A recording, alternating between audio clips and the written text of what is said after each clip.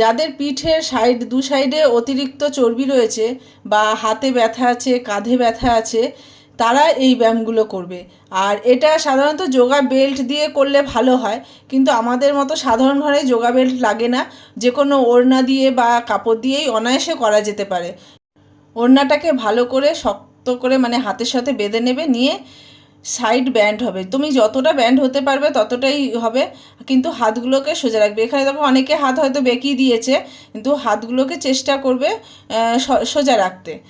আর হচ্ছে এইটা অনেকের এখন কাঁধে খুব ব্যথা হয়, মানে ঘাড়ের দুপাশে ব্যথা হয়, তারাও এই ব্যায়ামটা খুব অনায়াসে করতে পারবে।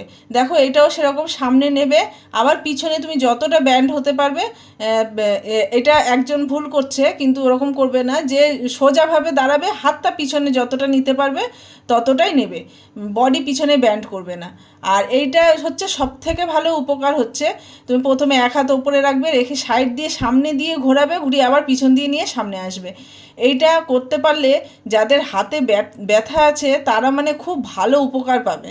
হ্যাঁ, আর যাদের হচ্ছে সাইডে হাতে চর্বিটাও অনেক বেশি অতিরিক্ত আছে, তারাও এই ব্যায়ামটা করতে পারবে। সুতরাং বাড়িতে যদি ওড়না বা কাপড়, যে কোনো কাপড় থাকে, এটা নিয়ে শুরু করে দাও। আর প্রত্যেকটা সেট 20 বার করে, মানে 20 বার করে 4টে সেট করবে, 20 বার। আর এটা উভয় মানে বাঁ দিক থেকেও ঘুরিয়ে ডান দিকে আনবে, আবার ডান দিক থেকে ঘুরিয়েও বাঁ দিকে আনবে, 20 বার করে করে দেখো, খুব ভালো উপকার পাবে।